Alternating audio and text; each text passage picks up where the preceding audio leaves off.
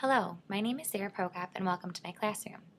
Throughout this course, I have learned to analyze my own classroom practice and reflect upon my management strategies. I have compared both my practices with research-based studies to set goals for myself and my classroom this upcoming school year. Our school follows a program called Capturing Kids' Hearts to establish the rules in our classroom. Rules are established in a social contract format where we focus in on our 4 questions.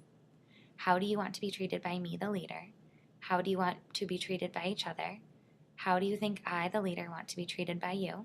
And how do we want to treat each other when there is conflict? Students work in small groups discussing these talking points and ultimately come up with a list of standards to present to the class. We collectively listen to each other's ideas and then create a finalized social contract. As Jones & Jones suggests, we encourage the students to state standards in a positive manner and rephrase them the best way possible. Then, each student signs this contract stating that they will abide to our classroom standards. Flip Flippin, the founder of Capturing Kids' Hearts, defines a leader as someone who sets aside personal agenda and embraces a greater agenda of serving others. This definition fits teachers perfectly, and we need to acknowledge that an authoritarian approach to rule setting will not help our students become caring and collaborative individuals. One suggestion I would like to utilize in the construction of our social contract next year would be to incorporate more role-playing after class standards have been established. Jones & Jones suggests teachers can increase students' understanding by discussing role-playing and initially displaying, pictorially or in writing, several specific behavioral examples of following and violating each rule. This will be a great strategy to pair with creating our social contract that we can incorporate as the year progresses. I believe that students function best in a transparent classroom. If students know the expectations clearly, they will be able to be successful members in a classroom environment. Jones & Jones states, one of the most important skills and greatest gifts we can give our students is how to effectively and productively behave in a group setting. CHAMPS is a great resource to help our learners work effectively and productively. Each part of the day has been champed out, as we like to say. Students know expectations, and these expectations differ from class to class, but the language of CHAMPS stays the same. At the beginning of the school year, my team members and I collectively created CHAMP procedures for arrival, teacher-directed instruction, individual activity, group activities, lunch procedures, transitions, hallway travel, and dismissal. These posters are discussed at the beginning of the school year and hang in our classroom for reference. I also have CHAMPS on the board and write out specific group project or voice levels needed. After reading through CHAMPS, a proactive and positive approach to classroom management, I would like to use their visual displays on the board next year. Seeing a visual is so powerful for young students. Instead of writing out CHAMPS each time, I will create the displays and laminate them for years to come. I also appreciate the CHAMPS high structure lesson format. I often model what I want students to do, but I don't have them model what to do and what not to do. This is a great strategy to utilize as well when working on lengthy tasks. Once rules and norms have been established, motivation needs to be addressed. CHAMPS spoke highly of rewards-based systems to increase class-wide motivation. In my class this past year, I utilized a whole class point system. Students received points if they were successful at completing the following tasks: Do Now, Math Workshop, Reading Workshop, Transitions, and Dismissal. Just as the CHAMPS text suggests, we brainstormed possible rewards to work towards and increase the time intervals as goals were met.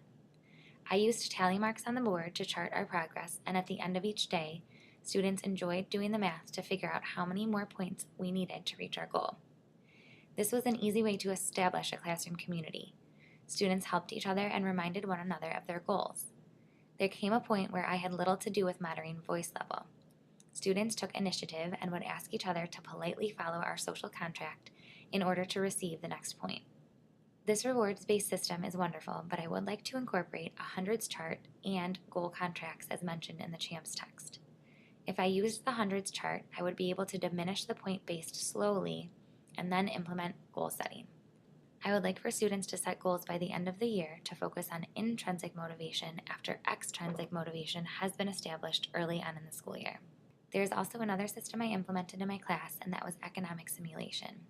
SPRIC suggests that students are paid for their good behavior and can use money to purchase a variety of items. I used this system but tweaked it a little to fit my classroom. During Math Workshop, there are 6 centers, and only one of those centers is teacher-directed. Students are expected to complete the work at each of their centers and be self-directed, which is often difficult for 3rd graders. So thus, the economic simulation was established. Each student received $8, simulating a paycheck each week. If students were off task during Math Workshop, or if they were not following directions or the voice level, they paid me $1. This ensured that everyone starts off with the same amount of money. We discussed real-world implications of paychecks and how they are earned. Even in structured and supportive learning environments, behavior issues will arise. Our school uses a behavior chart that is color system similar to the one that Jones and Jones mentioned, stating, studies suggest these types of responses are ineffective. I think when using a color system, there has to be talking points and warnings involved before issuing a color change. Our students receive 1 warning to stop the behavior, using some of the strategies Jones and Jones suggested, such as using an iMessage, stating the expectation in a positive manner, or providing options. I also place a stoplight on the student's desk so they know they have received a warning, and I can track this as well. This allows students to change their behavior before a consequence is given. In this circumstance, the student will stay on green. Then, if they exhibit the behavior again, such as blurting out or talking above voice level, they move their clip to yellow. At this point, the student's planner is marked with a yellow marker and a brief description so their parents are aware of their behavior. Students receive another warning before moving to blue and yet another warning before moving to red. Parents are also informed about each color move through the notes home, the student planner, email, or phone conference. Both blue and red behaviors will entail a consequence that fits the behavior. For example, staying in for recess to fill in a behavior form if the student misbehaved at recess the prior day, or writing an apology letter to someone in the class they exhibited mean behavior towards. This behavior has been very effective in our school because it allows for accountability. Usually, if a student knows that a color change will occur, they will change their behavior. I have noticed that it does diminish the dignifying factor of enhancing or maintaining students' sense of dignity or self-esteem noted in Jones and Jones. I talked through each and every behavior with my students before issuing a consequence and used problem-solving strategies. I also explained to them that everyone makes mistakes, but it is important to learn from our mistakes. Think it over forms are often used during lunch, recess detentions, so students are reflective on their behavior, and I discuss this with them. I have found that if I build relationships with my students and really get to know them on a deeper level, the behavior system is successful. Lastly, my philosophy in management relies heavily on love and logic principles of Jim Fay and Charles Fay. There are 2 rules of love and logic. First, adults set firm limits in loving ways without anger, lecture, threats, or repeated warnings. Second, when children misbehave and cause problems, adults hand these problems back in a loving way. These concepts remind me a great deal of both the CHAMPS and comprehensive classroom management texts.